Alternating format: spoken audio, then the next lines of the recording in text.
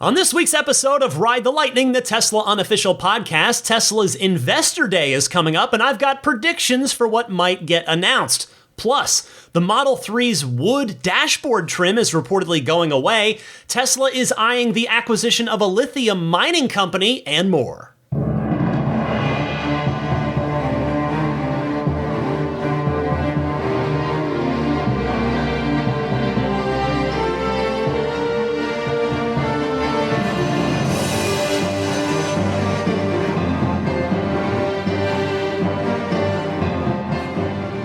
What's happening, friends? I'm Ryan McCaffrey here with you for episode 395 of Ride the Lightning. It's your weekly Tesla unofficial podcast. Everything you need in just about an hour. I'm joined, of course, by Daisy the Boxer to my left on the couch, along with Zelina the future service dog, plus Rue, my brother-in-law's dog. Actually, more accurately, my sister-in-law's dog, as she hangs out while they're away for the week.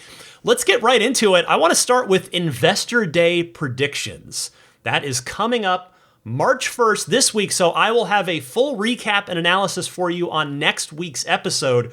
Hopefully, Tesla's going to live stream it. And if they do, and I think they probably will, if they do, I will have audio clips for you too, just like I would for any big Tesla event, be it an earnings call, a vehicle unveiling, etc., etc. So, I'll start with this. I've got 6 predictions. You know what? I'll do the most obvious one first, based on everything that's been happening. And I'll say this: the announcement that the hardware for autopilot cars, autopilot hardware for, that those cars are in production now, that's already been rumored and I wouldn't say all but confirmed, but it's looking quite likely. So that seems like one thing that'll happen. Now let me give you 5 other ones. Number 1, I have to imagine there will be a Cybertruck production line tour. I think it's going to be a more or less functioning production line that are making pre-production Cybertrucks. We've been seeing what seems like a number of different pre-production Cybertrucks, call them beta versions, whatever you want to call them. Most recently this week, which I'll tell you a little bit about later, at Tesla's Engineering HQ grand opening in Palo Alto. But it makes sense. I mean, this event is for investors. Cybertruck is the next big product for the company, and it represents them going into this huge market, the full-size pickup truck market here in the United States, here in North America. So the fact that they're having investors at this thing, both retail and institutional investors, I think it just makes too much sense that they'll give presumably a walking tour of the Cybertruck production line, show off. Hopefully the people that get to attend will even get to see some Cybertrucks intentionally staged at different points of assembly. So, a frame, an in-progress being folded origami stainless body, etc., etc. I think that'll be really fun to see, and I think we will hear about that. Prediction number 2. Naturally, on the back of that first one, I think there will be Cybertruck test rides in those beta pre-production Cybertrucks, again, to show them off to investors whom this event is for, and show those investors that Tesla is doing what they said they were going to do with the investors' money, saying, hey, this is what we're spending our money on, is building this Cybertruck. We really believe it's going to be the best product we've ever made. It's going to be really special. Nothing else on the market like it. Let's give you a ride in it. So I definitely think that's going to happen. In fact, I'll even go so far as to say I wouldn't be surprised if there's a little off-road portion of the test ride course. Typically, I guess always, going all the way back to the original Model S, the test ride course has just been a very brief, parking lot strip, at least in Fremont back at the Model S one in 2011. And then basically ever since, at the reveals that take place at the Tesla Design Studio, they get Jack Northup Road right adjacent there, running outside of Tesla and SpaceX at the design studio. They just close that off and they do a quick little loop. So I would not be surprised if that Cybertruck test ride loop has a little off-road section in there. 3rd, I think there will be a tour of the Model Y production line, specifically the Model Y 2.0 production line, the single-piece front and rear Giga castings, the structural battery pack with the 4680 battery cells. That, again, this is a next-generation manufacturing plant. This is Tesla's latest and greatest in manufacturing, and we've heard Elon talk up manufacturing so much over the last year or two in particular that I think, and the Model Y is the moneymaker, right? That is the highest volume car for the time being until Generation 3 comes along, the Gen 3 platform. So it makes a ton of sense for Tesla to, again, offer a walking tour of that Model Y 2.0 production line to illustrate how advanced the manufacturing capabilities are on the latest version of the Model Y. Prediction number 4, speaking of the 3rd generation platform, we've already been told to expect mention of it in this. So we know that's happening, but my prediction is I don't think we'll get anything as detailed as a vehicle name or what the vehicle or vehicles look like. I think the way this is, the information we're going to get out of this will be Tesla talking about the manufacturing advances that they're going to use to build it. That is what I think Tesla means and Elon means when they say that they're going to talk about the Gen 3 platform at the Investor Day. And finally, this one's probably a little bit more of a stretch, but I think there is a possible mention of the Project Highland Model 3 revamp. Again, though, I'm going to put the odds of that at less than 50% because I just don't think, I mean, if the timeline that Reuters reported is accurate, which is that these cars will go into production in the second half of the year, well, Investor Day is happening on March 1st in Q1. So I just don't think that Tesla would want to risk an Osborne effect on the current Model 3 orders by revealing too much or talking too much, if at all, about Project Highland, since, again, those cars are not due to go into production until sometime in the second half of the year. What we were told by Reuters was Q3 in Shanghai for the China-built cars, and sometime, could be that same time or even Q4 here in Fremont. So those are my predictions for Investor Day. I'm really looking forward to, again, hopefully watching the live stream, but I will have my usual full recap and analysis of this on next week's episode. All right, before I get going with this week's Tesla news, I want to mention that I hope all of you that have access to the lightning round bonus mini episodes each and every week on Patreon, I hope everybody enjoyed this week's. It was about my solar adventure in just my sort of start to finish, everything I've learned, everything I went through in getting solar panels. Maybe you'll glean some wisdom from it. Maybe you'll just laugh at the mistakes and ignorant things that I did along the way. But I told that story for the lightning round weekly bonus mini episode that I do on Patreon. And if you'd like to back me on Patreon, again, of course, this podcast is always going to be free. And I've got the receipts to show for the last 7 years that I, like clockwork, put it out every Sunday at 9 a.m. Eastern, 6 a.m. Pacific. And a lot goes into this podcast. So at some point, whether it's today, whether it's tomorrow, next week, next month, if you decide, you know what, Ryan, yes, I'm going to support you on Patreon, I would greatly appreciate that. You can find out more at my Patreon page, which is at patreon.com/Tesla podcast. And again, I've been seeing a few of you take advantage of this, so thank you very much. The annual pledge, if you don't want to do the regular month to month, just the monthly pledge, $5 a month, it's the $10 a month that gets you the weekly bonus lightning round episode as well as early access to each week's episode. If you want to do the one time a year annual pledge, you get a 10% discount if you choose that annual option. So again, patreon.com/Tesla podcast. All right.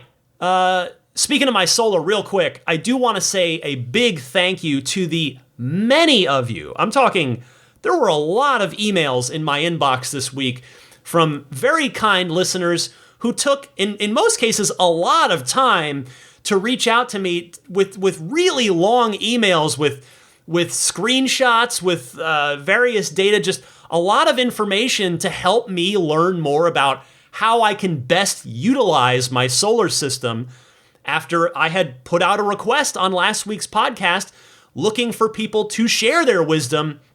You guys did, and I learned a lot this week, and I really, really appreciate that. So thank you to everybody that took the time. As for this week's Tesla news, there is plenty of it, as usual. First up this week, Tesla may be replacing the wood dashboard trim on the black interior Model 3s with a non-woven fabric. This report comes via Not a Tesla app, who writes, according to Chris Zhang, which one of our sources later confirmed, Tesla is replacing the wood trim in the Model 3 and possibly other models with a non-woven fabric that will be significantly cheaper to produce. The move is in line with the company's efforts to reduce the cost of its vehicles and make them more affordable and environmentally friendly. The wood trim has been a notable feature of the Model 3 since its inception in 2017, but it is also a costly one. By removing it and replacing it with fabric, Tesla can reduce the vehicle's manufacturing costs. This is in line with the upcoming Model 3 revamp, which is rumored to be centered around cost-cutting and is expected to be available, as I mentioned earlier, later this year.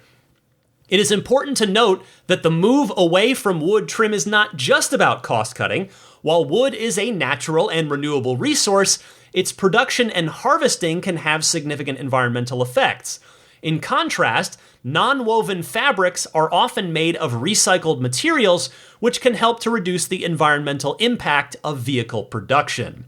Thank you to Not a Tesla app for that one. Well, I have to be honest with all of you, as always. Personally, and I know it's totally subjective, I was never really a fan of the wood dash trim on the black interior Model 3s and, of course, also black interior Model Ys. I don't even particularly like it a lot in the Model S, even though it's a different sort of finish of wood. But in the 3 and the Y specifically, since I'm a Model 3 owner and I had the choice of black interior with the wood trim or white interior with the flat white trim, to me that wood dash trim just, it never matched the minimalist look of the rest of the cabin. But again, that's just me. Here's what you guys had to say in this week's Patreon poll. Yes, I made this the subject this week. I thought it would just be a fun thing to poll the audience on. I asked you simply, how do you feel about the wood dashboard trim in the Model 3? 56% of you said, I like it, but I'd be fine with something else. 29% said, I love it. It classes up the interior / breaks up the minimalism, etc. And then just 8% said, I don't like it, or mine cracked, etc. And then just 7% said, I wrapped it or replaced it with something else in my car. So by and large, most of you that responded do like it, but not necessarily enough where you're going to be upset to see it go away. Now, of course, it remains to be seen what this woven fabric looks like and how nice it is. Maybe it's going to look better than the wood trim. Maybe it's going to look worse. That bit remains to be seen, but thanks to all of you who voted in this week's Patreon poll, and on this one, again, I remind you politely, you don't have to be a Patreon backer to vote. I open the poll up to anybody because I want everybody listening to come and have a say in each week's poll. These polls generally go up on Tuesday evenings. If you'd like to come by and vote, you can do so, again, on that Patreon page, which is patreon.com/Tesla podcast. Anyway, the fact that Not a Tesla app was able to corroborate Mr. Zheng's reporting out of China means this looks pretty darn likely. I mean, it's not confirmed until we see it in a car, but it does add up. If it's cheaper to make for Tesla, we know they love doing that and making, higher margins on the cars. And it's more sustainable. We know Tesla loves doing that. The two of those things together is like the perfect combination for Tesla. So this leads me to wonder now, I wonder if they'll only replace the black interior Model 3 and Model Y's wood trim with this, or if it could still also go into the white interior cars as well, replacing the sort of ceramic style white, flat, smooth dashboard trim piece there. Now, you could kind of look at it in one of two ways, and that is the first way would be to argue that yes, Tesla will probably replace it in all of the Model 3s and the Ys, the white interiors included, because they also like to simplify production and have as many shared pieces across the 3 and the Y as possible. Like, was it last year or 2 years ago? The door trims, the interior door panels, used to be unique on the white interior Model 3s, such as on mine. I have a 2018. But now, both the black interior 3s and Ys and the white interior 3s and Ys all have the same interior door panels. So we've seen Tesla do this before, and it would not surprise me if they do it with this woven fabric dashboard trim. However, there is the matter of the white interior does come at a premium. It costs extra money. It's $1,000 extra. And so for that reason, I could see where Tesla would want to go ahead and keep either the white, the white trim piece or something else if the interior is going to be refreshed from a design perspective in the Project Highland cars. So we'll see what happens. For me, I really hope that it's different in the black interior cars and the white interior cars, because you've heard me say this before, but when Tesla did unify the door panels on all the 3s and the Ys, to me, as somebody who did get the white interior, loves the white interior, and paid extra for the white interior, I think it's kind of not great value-wise that you get less white interior for the same. It still costs you $1,000 extra, but you're getting less of a bespoke, piece of, you're getting less for your money, essentially. So we will see what happens. I'm eager to see what this looks like, regardless of whether it's in both color interiors or not. And I do agree with the folks at Not a Tesla App that this really is likely to be part of the Project Highland revamp coming up later this year. But there's also the caveat we always have to put on these things that this is Tesla we're talking about. So it also wouldn't surprise me if it just started showing up in Model 3s next month, right? It could happen at any time. Next up this week, and speaking of the Model 3, Bloomberg's Tom Randall, his beat, he is assigned to the Tesla beat. He covers everything Tesla for Bloomberg, and I think he does a great job at that. He has a new piece on Bloomberg this week, which he's given the highlights of on his Twitter account, which I'm grateful for because I'm not a Bloomberg subscriber, so I couldn't see him. So it's about the affordability of the Model 3 after the recent price adjustments and recent new incentives as well. Tom tweeted, "A Tesla Model 3 now costs $4,930 less than the average vehicle sold in the US." I'm just going to pause there for 1 second. Let that sink in for just a moment. Think about that. Almost $5,000 less than the average sale price of a new car in the US. That is really impressive. All right, let me continue on with Tom's tweet. He says, "It's the cheapest price ever for a Tesla relative to the US benchmark. The Model 3 now has almost exactly the same monthly payment as an entry-level Toyota Camry when structured with similar lease terms."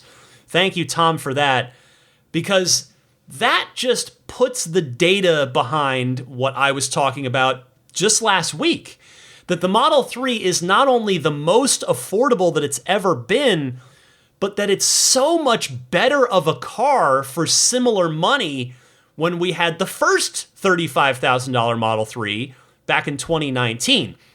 In fact, that's the only additional context that I wish Tom would have provided there, although maybe he did in his article that I wasn't able to read.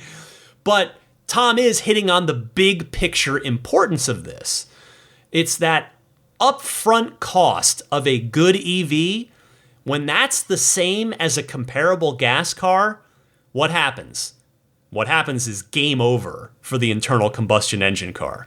And that's what this Generation 3 platform is going to be all about. The compact sedan, the compact crossover SUV, those two vehicles. The Model 3 today, though, in 2023, right now, is the first Tesla to make a case for it. We don't have to wait for the Generation 3 cars. Now, those should blow that comparison out of the water. You know, if those cars are able to start between $25,000 and $30,000, now I know inflation's a thing, it has been a thing. Those cars probably aren't going to be out for a few years, so today's $30,000 might be more like $35,000 in 3 years, but you get where I'm coming from with this. The Gen 3 cars should blow that comparison to a similar gas-powered car out of the water, whereas today Model 3 is toe-to-toe and not convincingly, like, you know, no question about it, better value, but particularly when you factor in the total cost of ownership, which again, Mr. Randall's data, as he shared on Twitter, isn't even digging into that. It's not even digging into the maintenance factor, the fuel costs, or just collecting all that together, the total cost of ownership. Now, I recognize the upfront pricing is crucial to getting people in the door. If people can't afford to buy the car, even if it's free to operate somehow by some, you know, whatever, just hypothetical scenario, if it's still expensive to buy up front, it keeps a lot of people from purchasing it. But in terms of tilting the scales heavily in favor of an EV over a gas car, if you've got two cars that are the same money going in, those fuel costs, those maintenance costs are just automatically going to be drastically lower on the EV. So this is just really, really cool to see that the Model 3 is now achieving this right here, right now in 2023. Thank you to Tom Randall for putting that together. Next up this week, Tesla, it seems, is mulling an acquisition of a lithium mining company. I saw this story on Drive Tesla Canada, who writes, according to sources familiar with the discussions that spoke with Bloomberg, the aforementioned Bloomberg, Tesla has engaged with advisors on a potential bid for lithium mining company Sigma Lithium Corporation. The sources noted that discussions were still in a preliminary stage and that a deal is far from certain, adding that Tesla is also looking at other mining operations, not just Sigma Lithium.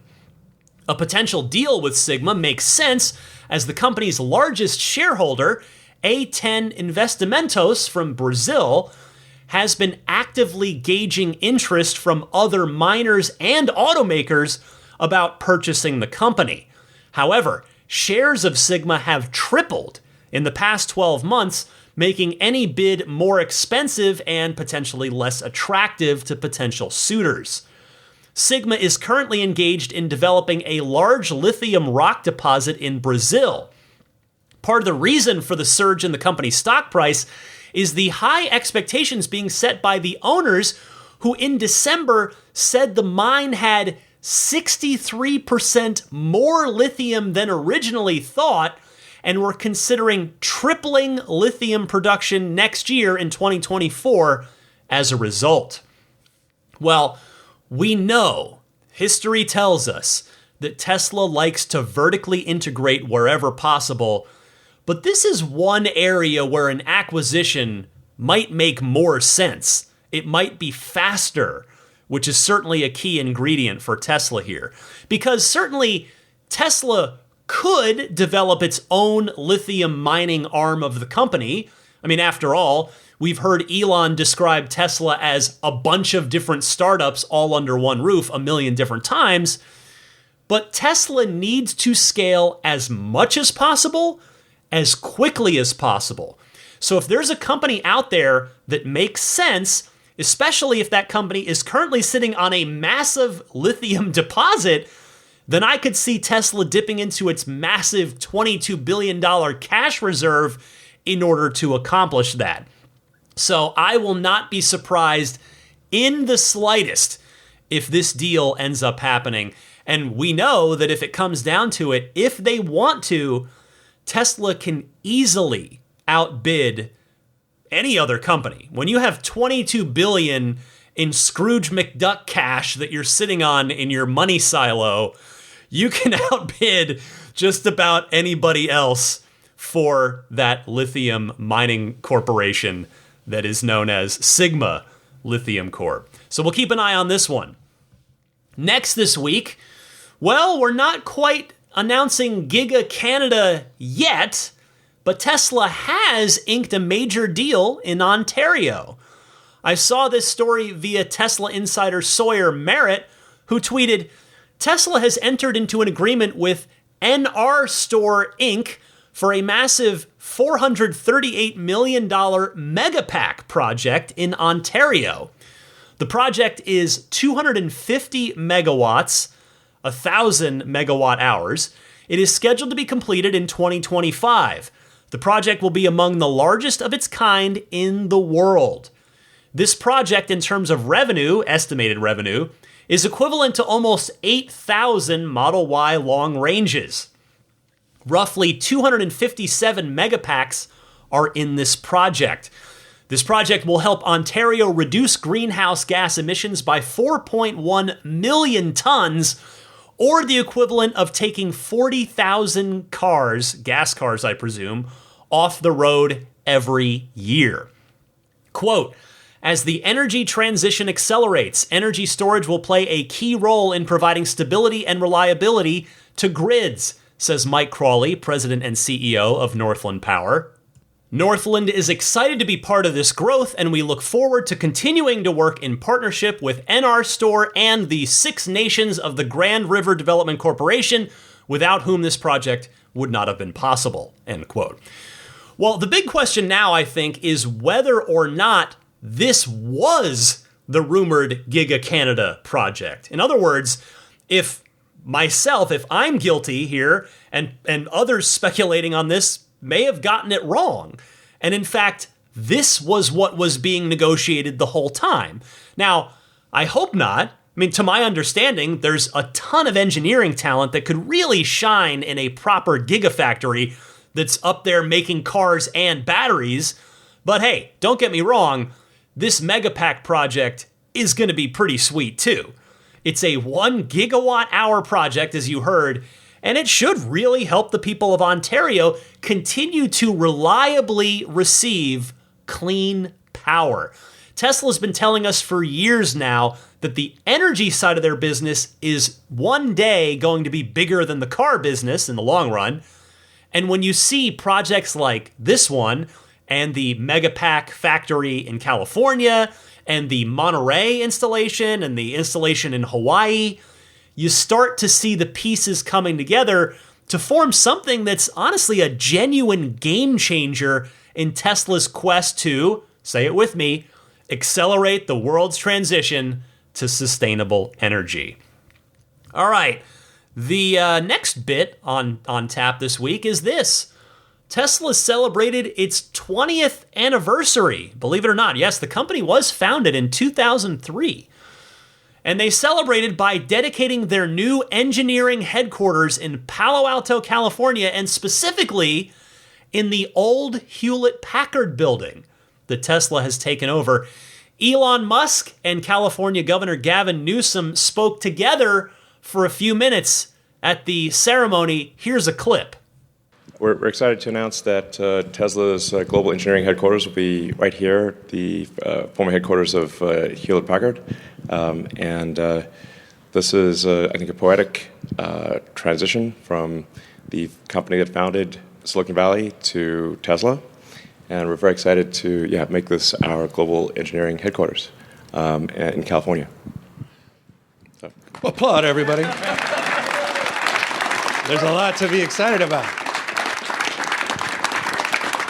Well, I appreciate. I mean, Eli, we're talking about obviously the symbolism, but also the substance that's reflected in an event like this, in a day like this. But also, I think the relevance of the world we're living in, and what defines the trend lines of the world, and how is California in particular a state that prides itself on being on the leading and cutting edge of discovery and new ideas and innovation. How do we take advantage of those trend lines? And I've said it for decades now, and we first met quite literally a few decades ago, before those first cars were rolling off the line, that if you want to be big in big things, and the opportunity to transform the automobile industry, to lead the world, not just this nation, to lead the state in this extraordinary journey we've been on over the last 20 years, to be now the dominant manufacturer in the dominant manufacturing state. People forget that.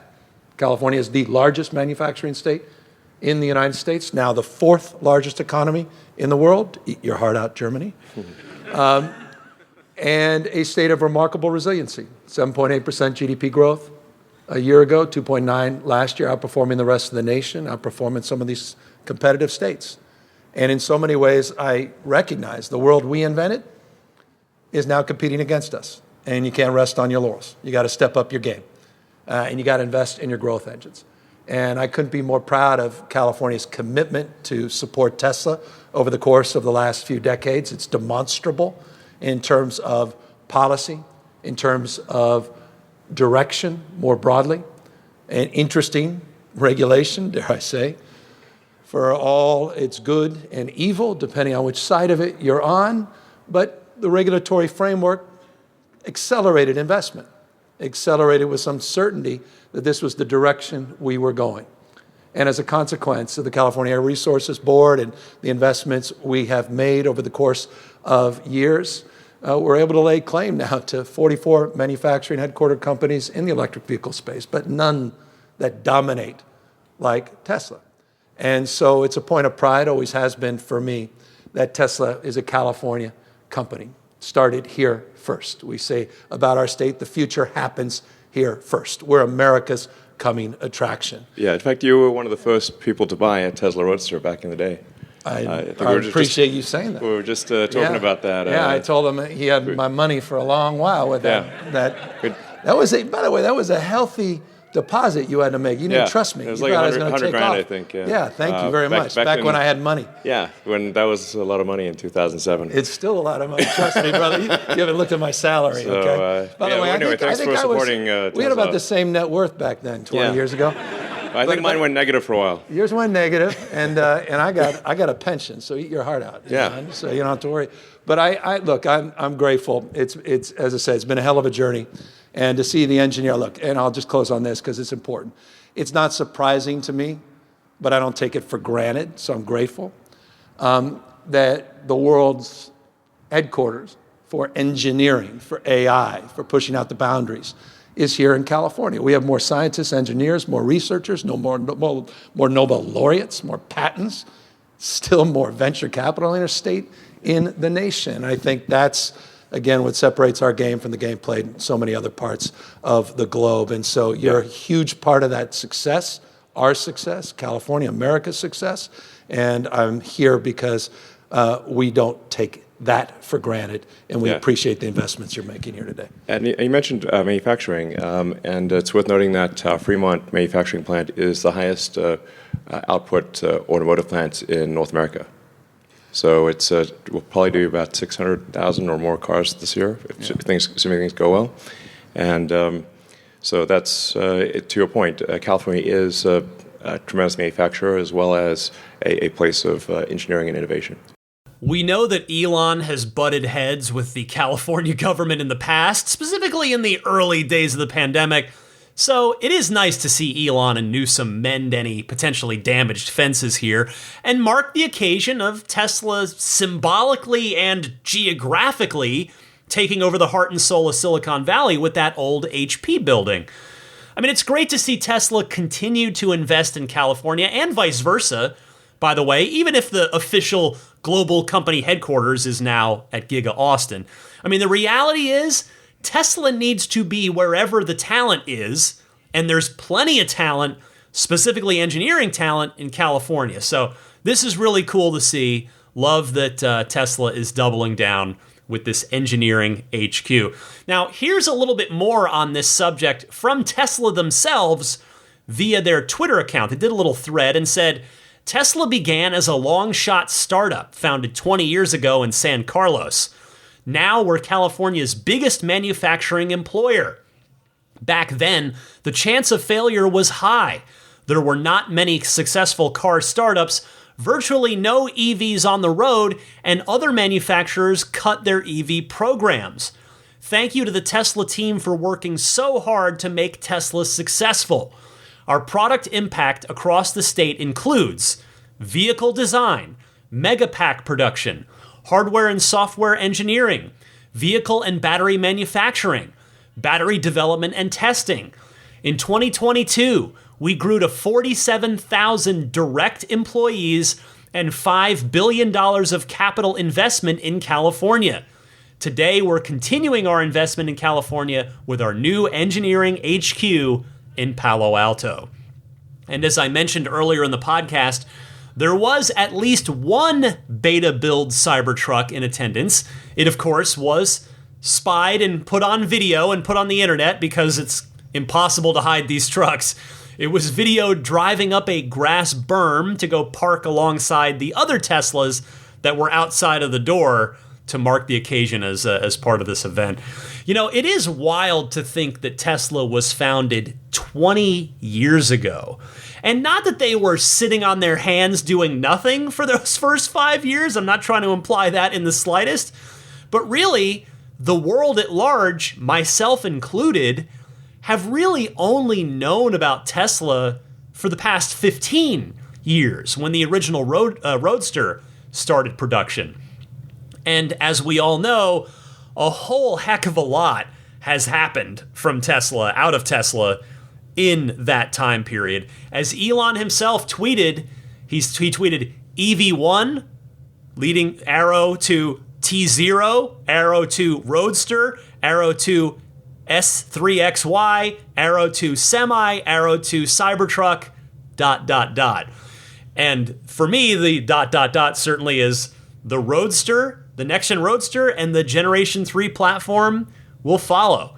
It has just really been an awesome ride so far for the, 13 plus years now that I've personally been a part of it in some way, shape, or form. And it's only going to get more fun. It just gets better from here. Speaking of fun, the final news item I have for you this week before I move on to the Ride the Lightning hotline and go to your phone calls, Giga Berlin looks like it may start offering factory tours soon. I saw this post on the Tesla Motors Reddit. It's a job posting currently live on the Tesla careers page that reads in part, this role will primarily focus on factory tours, interact with various stakeholders within and outside the company, and assist the work of the content and programs team on site in Berlin. The content and programs associate will be at the forefront of enabling engaging and informative factory tour experiences at Gigafactory Berlin Brandenburg. This includes, but is not limited to, leading tours, presenting compelling content to a broad audience, planning and executing events, and interacting with various stakeholders, both public and internal. This is a hands-on position that encompasses all aspects of a people-facing role with a particular affinity for storytelling and presentation. As you'll recall, there was a similar listing for a position in Fremont to manage factory tours there. I talked about it. In fact, I had to go back and dig through my notes. It was episode 369, which was at the end of August of last year. That's 6 months ago already. And unfortunately, public factory tours still have not resumed in Fremont.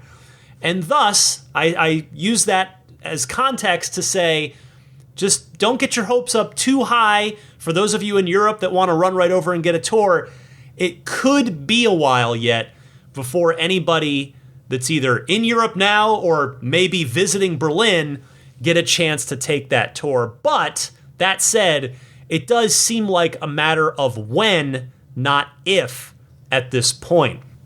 Whenever Berlin does start this up, presumably any Tesla owner is going to be able to take the tour, which you'll almost certainly need to book in advance, which is how it was here in Fremont with the tours when they were doing them. Now, it used to be that any Tesla owner was entitled to one tour per year. But that was many hundreds of thousands of Tesla owners ago. Perhaps it's even a 7-figure amount of new owners that have come in at this point. My hope is that the policy remains. I mean, perhaps Tesla will run more tours throughout the day. They'll just have to staff up on it. Or maybe they won't, and they're just going to book further up, but they're going to book up further in advance. What I can tell you is that, as I've said before, I have had the great pleasure and privilege of taking the Fremont tour a few different times over the years, and it's been long enough now where I really want to do it again. And I just could not encourage all of you any more to take the tour if you get the chance at some point, if they open this thing up. And the phrase I'd use to describe the tour, again, pardon me for repeating myself because I know I've said this before on the occasion that it does come up. For me, seeing the inside of the Fremont factory humming along and building these cars, it is awe-inspiring. And I use that term very genuinely, not like in the typical hyperbolic fashion. It is awe-inspiring. It truly, truly is. It's just incredible to see giant rolls of aluminum at one end of the factory, which is what comes in. And then at the other end, the Model S's and Model X's come out. That's what those giant rolls of aluminum get turned into. And seeing Giga Berlin would be incredibly cool also, just to see how far Tesla's machine that makes the machine has come, right? That'd be great to see. And hopefully I get the chance someday, hopefully all of us get the chance to take a tour of Giga Berlin at some point. All right, that's everything I've got for you in yet another busy week of Tesla news. But stick with me, your excellent phone calls are coming up next in the Ride the Lightning hotline. Hi, this is Franz von Holzhausen, and you're listening to Ride the Lightning with Ryan McCaffrey, the Tesla unofficial podcast. Welcome to the Ride the Lightning hotline. It is your chance to be a part of the podcast. You can call in with a question, comment, discussion topic. 2 easy ways to do that. Either use your smartphone's built-in voice recording software. Record your question. Please try to keep it to 90 seconds or less so that I can get to as many people each week as possible. Email that file to me at teslapodcast@gmail.com. Or you can take that same 90-second or less question and just call in and leave a message on the Ride the Lightning hotline itself. That number is toll-free. Dial it anytime you like. It's 1-888-989-8752. Again, that's 1-888-989-TSLA. And if you know someone special with an upcoming birthday, anniversary, graduation, or some other special occasion, you can give them a unique gift of recorded voices from friends and family telling them why they're special. The recordings can be podcasted or put onto a keepsake. Visit lifeonrecord.com to learn more. Robert from Texas is up first this week. Hey, Ryan, it's Robert from Texas. I don't have a question, but more something I wanted to get out there that I think is really, really important. And it has to do with a bit more education from Tesla on how their batteries, their car batteries and other batteries are recycled and not bad for the environment. There is a misperception out there, and I think, this may be caused by other car companies or other fossil fuels companies or whatever, or fossil fuel companies that Tesla batteries are not necessarily good for the environment, and you can't necessarily recycle them, and they're difficult to dispose of at the end of their life. And I know that that's not true, and I just think that a little bit more education from Tesla and or the U.S. government, now that they're working on it together in terms of promoting clean energy, would go a long way. This is also an issue that I see more outside the United States than in. So it's something I think Tesla needs to take care of also on their end outside the United States. Anyway, love your show. Hopefully you can get this across, because I know a lot of Tesla people listen to your podcast. Thanks. Bye. I agree wholeheartedly, Robert. Now, it turns out there is a very short entry on the Tesla.com blog But realistically, you'd probably never find it unless you just put in the exact right Google word combination. I knew I was looking for it. I knew they'd posted something at some point in time. Anyway, it's found at tesla.com/support/sustainability-recycling. And it was probably written quite a while ago. There's no date on it. It reads as follows. I'll read you the whole thing. It's pretty short. Tesla vehicles are designed to last, but if needed, Tesla service centers can help get you back on the road. Question: what happens to Tesla battery packs once they reach their end of life? And the answer is, unlike fossil fuels, which release harmful emissions into the atmosphere that are not recovered for reuse, materials in a Tesla lithium-ion battery are recoverable and recyclable. Battery materials are refined and put into a cell and will still remain in the cell at the end of their life when they can be recycled to recover its valuable materials for reuse over and over again. Extending the life of a battery pack is a superior option to recycling for both environmental and business reasons. For those reasons, before decommissioning a consumer battery pack and sending it for recycling, Tesla does everything it can to extend the useful life of each battery pack. Any battery that is no longer meeting a customer's needs can be serviced by Tesla at one of our service centers around the world. None of our scrapped lithium-ion batteries go to landfilling, and 100% are recycled. Lithium-ion battery packs should only be handled by qualified professionals at specifically designated facilities. The applicable rules and regulations for battery management vary by region and must always be followed. If a Tesla battery pack needs attention, contact us. So there you go. That is what's on Tesla's site.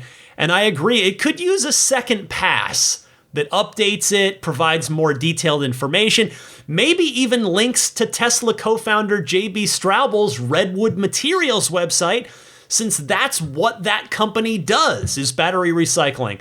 Robert, thank you as always for your call. Brian from Michigan is up next. Hi, Ryan. This is Brian from Michigan. I could hear the frustration in your voice this week about another NHTSA recall, and with it, all of the scary clickbait headlines and media reports. I don't know about you, but I'm just tired of complaining about it, so I created a petition on change.org calling for NHTSA to change how they issue software versus hardware recall notices. 10,000 signatures are needed to get an answer from the agency, so I'd appreciate your sharing the link and the support of the Tesla community in signing that petition and helping NHTSA modernize their agency and getting a little bit of disruption from the Tesla community. Thank you. Brian, I am happy to help out on this because the legacy terminology is very, very misleading in the modern context, at least regarding the over-the-air recalls, as you mentioned. So I will, as long as I remember it when I get done recording this, I will try to remember to put a link in the show description if folks want to click it, but I will read it to you here as well. It's change.org/p/ and then from here, every word has a dash between it. Modernize NHTSA S recall language to better address software versus VS hardware issues. Good luck on the petition, Brian. Let me go next to Eric from Chicago. Hey, Ryan. This is Eric from Chicago. I've been a Tesla owner for a couple of years, and I love it so much. And I love to travel to my wife as well. She is now interested in getting a Tesla for herself. Since a growing family is potentially our future, I'm torn between potentially a used Model X or a newer Model Y, just because I can't afford a new Model X. But with all the problems that plague some of the older Model X's, build quality issues, the Falcon Wing doors, water ingress, that sort of thing, I'm looking for a newer-ish used Model X, something I'm particularly landing around the 2019 year when Tesla flipped the badging from, 90D or 100D, just flipped it to dual motor and, long-range performance, because it seems like at that point in time, they kind of really upped their build quality of those cars in general. Anyway, I was curious if you knew where I could find exactly what the specs of those cars, were at that time they were being built. For example, what would the maximum supercharging rate of those cars be? Because I know that the S and X didn't get the 250 kilowatt supercharging rate until actually after the 3 and Y did. but I don't remember exactly when that was. So that was one thing I was trying to figure out. There's another thing that's now escaping me, but anyway, just curious to see if you knew somewhere where I could find out that information. I appreciate your time. And, I just remembered my last thing. Do you know exactly when MCU2 was started to being built into the new cars straight away? For example, I have a 2019 used X in a dealership near me, but I don't know if it has the new MCU in it or if the MCU upgrade is something I would need to do. Alrighty, sorry for rambling on, but thanks for your podcast. We really enjoy it, and hope to hear back from you. Bye. Hey, Eric, the Model X version you're looking for is referred to as the Raven because that was its internal code name. For a little context, the current new Model S and X were internally referred to as Palladium. So if you see an X with the dual motor badge instead of 75D or 100D, as you noted, that's a Raven. And you're spot on, in my humble opinion, in wanting to avoid the older Model X's. Not that they're bad cars necessarily, but for the money it would take to buy one, you can get a much more reliable brand new Model Y. And to answer your questions, the maximum supercharging rate of the Raven cars is 200 kilowatts, pretty good, not quite the 250 or that the cars can do now. And MCU2 started going into the S and X in April of 2018. So if you can find yourself a 2019 Model X, I think you'll be in really good shape all around. Good luck to you. One more call this week. It's from John in West Virginia with an update from a call he made a couple months ago or so now. John, take it away. Hey, Ryan, this is John from West Virginia. Just wanted to give you a quick update. I called in a few weeks ago about taking a driver's test in a Tesla. My son did take his driver's test a couple weeks before Christmas. I had already turned on chill mode for him. I didn't want him to get too excited in the car. And one other thing I did was changed and put the cameras, backup cameras, down on the as a button. From talking to the DMV, they wanted to make sure that they were able to use their mirrors. They did not want any camera assist. The other thing I ended up talking him into was using the auto tilt on the mirrors for the parallel parking because he was having trouble getting close enough to the curb. And this worked like a charm. He was able to put it right in next to the curb within 6 inches, 3 to 6 inches, and he passed his test with flying colors. So thanks again. Have a great day, and play with those puppies for me. Thanks. Well, congratulations to your son, John, and thank you very much for taking the time to update me. I hope someday that your son realizes how lucky he is to have gotten to take his driver's test in a Tesla. And even cooler is that he passed. So here is to his newly earned privilege. Happy electric motoring to him. Thanks so much to all of you who were kind enough to take the time to call in this week. I will get to some more calls next week. Keep your calls coming. I love hearing from you. I gave you the call-in instructions at the top of this segment, but I'm not done this week yet. Stick with me. I've got a little bit more Ride the Lightning for you coming up right after this.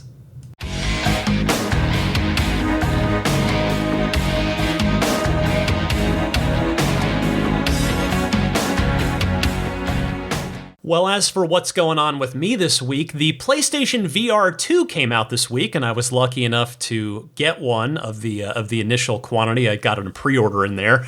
And I think I already talked about this, so I'll keep it quick, but Gran Turismo 7 fully supports PSVR 2, including, maybe I just did a lightning round about this. See, now I'm confusing what I've talked about. Anyway, Gran Turismo 7 is the PlayStation's, specifically the PS4, PS5's latest big simulation racing game. Many of you are probably familiar with Gran Turismo because it's a racing game series that's been awesome for many, many years. In fact, decades at this point. But the entire game now supports PSVR 2, and it is tremendous. It is absolutely tremendous. The Model S, the 2012 Model S P85 is in there. Sadly, nothing newer than that. No Plaid, no Cybertruck, no Model 3 Performance, nothing like that. But the Model S is in there. And when you are in it in VR, like virtually in the driver's seat, it is note perfect. I mean, it is incredible. You know, having had the great fortune of having a lot of seat time in an early Model S, my cousin Pat's car, and also having a heck of a lot of seat time in the DeLorean, having had one, both cars, the DeLorean's also in the game. It is incredible how it actually makes you feel like you're sitting in those cars. So if you like cars, there's just one Tesla in Gran Turismo 7, but if you end up picking up a PSVR 2, I absolutely recommend that you get Gran Turismo 7 to go with it. Hey, a quick entertainment recommendation for you. It's on Paramount Plus. I started watching 1923. Now, I say that I haven't watched Yellowstone, which 1923 is the prequel for, but I have to say I jumped into 1923 because it's got Harrison Ford and Helen Mirren in it. That's some serious, awesome acting power right there. And I have to say, I'm very much enjoying the show. So if you haven't given that show a look yet, it's a pretty good one. Give it a try. How about a pro tip of the week here before I get going? This one comes from our friend Gil in San Diego. Hey, Ryan, Gil from San Diego with a pro tip. I think we've covered this one before, but I'm not sure. I'm not totally sure. But on the Tesla app, the quick buttons that are on the top of the main page of the app when you have a car, those are adjustable. So if you hold them down, you'll get a menu of other things you can swap up there with. And then there is this weird glitch that if you put another icon on the edge of the row, sort of over and over and over and over and over again, it eventually adds a fifth icon to the row, and then it just stays there, and then you can always just swap out whatever you want to be in that row. There's some YouTube videos, if you look it up, sort of, Tesla app glitch of quick launch items or something like that, to show you how it's done. But you basically just have to keep moving a fifth icon onto the edge of the row, and then eventually it captures it. And so far they haven't fixed it, so it's a weird glitch / Easter egg. But I use those quick launch buttons all the time, so they're very helpful to choose which ones you like. Thank you, Gil. I believe this one has indeed been covered here before, but this is one of those that's worth bringing it up now that it's been a little while, because this is a very useful, actual life hack for your Tesla experience. And it's bound to be new information to somebody out there listening. So thank you very much. And I welcome anybody to send in a pro tip of the week. If you've got something that you've found, a little shortcut, little something that's not obvious with your car that you think would be fun to share with me and your fellow Tesla owners and enthusiasts, please send it in the same way that you send in the regular Ride the Lightning hotline calls. Before I go, let me mention some friends of the podcast that can perhaps be of use to you. I'll start with AbstractOcean.com, the makers of so many fine aftermarket Tesla accessories for all 4 Teslas currently in production, and no doubt the Cybertruck once that thing does go into production. So go to AbstractOcean.com, click on whichever car you happen to own, browse by everything available for that car, throw everything you like into the online shopping cart, and when you get to checkout, use the coupon code RTLPodcast to get 15% off of your first order. That's RTL Podcast, all one word, no space, for that 15% discount at AbstractOcean.com. Meanwhile, if you want or need a front license plate on your Tesla, don't use the one that Tesla gave you. Get your snap plate from everyamp.com/RTL. It is the front license plate bracket that snaps on and off in seconds. It's got a nice, clean, minimalist design, and it leaves nothing behind. No tape residue, no hardware that's just stuck or drilled in there or anything like that. So if you got to take it off or want to take it off, maybe you're at a car show, Cars and Coffee, maybe you're detailing your car, you can take it on and off as you need to, but when it's on there, it's going to be nice and secure, and it's going to look nice and clean, minimalist design. Get yours at everyamp.com/RTL, again, for all 4 Teslas currently in production. budgetsafesolar.com. Check them out. If Tesla doesn't work out for you, or just you could start with them too. But I'm sure if you're listening to a Tesla podcast, you're probably going to check out Tesla Solar. So do that. And then if that's not a good fit for you, as it wasn't for me, go to budgetsafesolar.com. Again, the California Public Utility Commission, for those of you in California, approving the NEM 3.0, making batteries a necessity. And as we generally see, as goes California, so goes the country. So if you've got solar or are considering solar, let Budget Safe Solar add energy storage to your system. Go to budgetsafesolar.com. If you do proceed with an installation for your home or business, please use the referral code RTL. If you find yourself in the greater San Francisco Bay Area, you got to treat your car to a spa day at Immaculate Reflections. They've taken such amazing care of my car, helping it stay new, look new, even after 51,000 miles and 4.5 years. Whether you want to do some paint correction, some paint protection film, and or some ceramic coating, Immaculate Reflections, super talented detailer. They'll get you covered, and they'll offer you a nice little discount for listeners of this podcast as well. Go to irdetailing.com to get in touch and mention that you're a Ride the Lightning listener, and there is that discount waiting for you if you book in any work. How about puretesla.com/RTL? That's where you want to get your micro SD-based dash cam and Sentry mode solution. Just $49 for the 128 gigabyte kit. $69 for the 256 gigabyte kit. Comes fully formatted for Tesla Cam, ready to go. It will be shipped for you free if you're in the US. Otherwise, they will ship anywhere internationally as well for a modest fee. They've also got that nice slimline, low-profile wireless game controller kit as well if you find yourself playing a lot of games in your Tesla. Get it all at puretesla.com/RTL. Finally, let's see. Well, the Patreon. I mentioned the Patreon at the top, so I won't linger on that for too long. I'll mention that you can follow/subscribe to this podcast totally for free on any of your favorite podcast services. Most of you seem to get it on Apple Podcasts, but I'm also on Google Podcasts, I'm on Stitcher, I'm on TuneIn, I'm on Spotify. I am also on YouTube, just in audio-only form. You'll be staring at a logo of the podcast rather than my face, and that's fine because the logo is better looking than my face. I promise you that. But if you do just like listening to the podcast via an open browser tab on YouTube, you can totally do that. You can subscribe there if that is your preferred method of listening. Just search Ride the Lightning Tesla on YouTube and you will find me very easily on that one. Email me anytime if you feel like it, teslapodcast@gmail.com.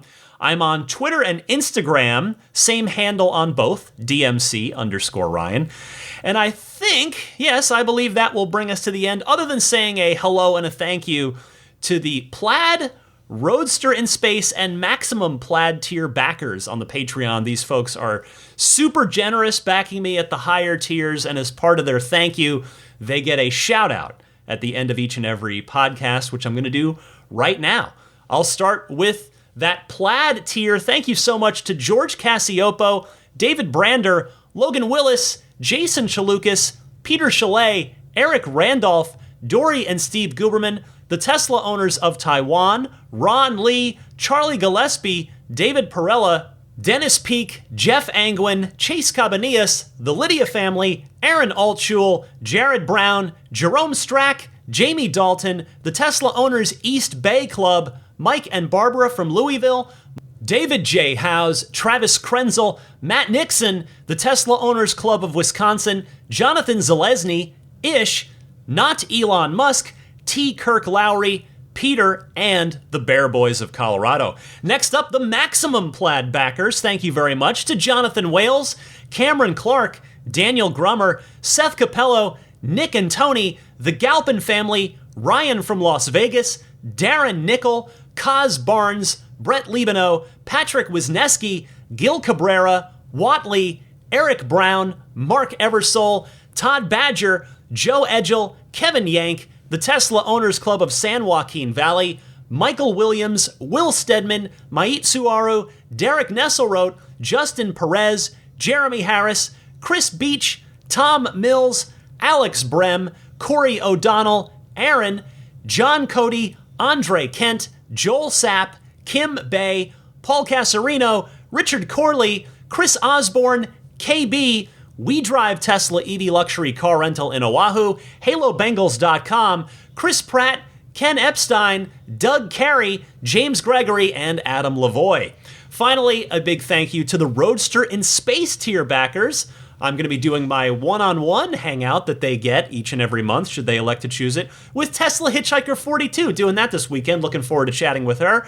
Thank you as well to Pete White, Lyle Austin, Steve Radspinner, Fernando Cordero, Lawton from Chicago, Sean Neidig, Neil Weaver, Jackson Wallace, Rolf and Jennifer Evers, Howard Anthony Smith, Victoria Iacovetto, and Kara Weston. Thanks to all of you kindly backing me on Patreon, helping keep this podcast rolling.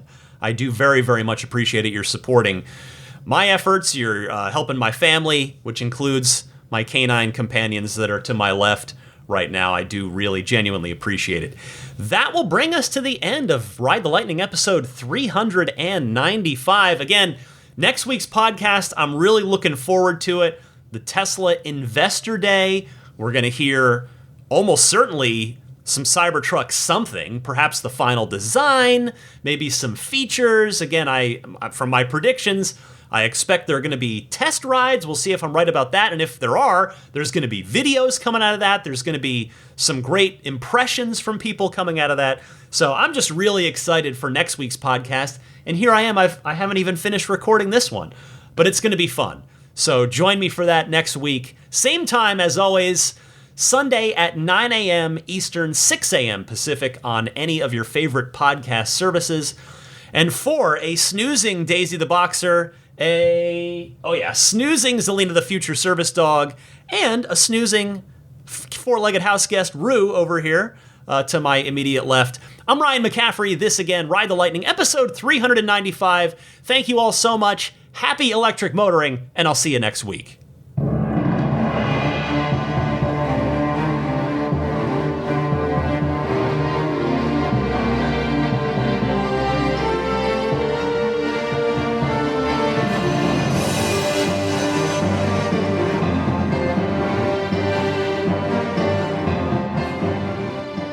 I mean, I think a Tesla is the most fun thing you could possibly buy ever.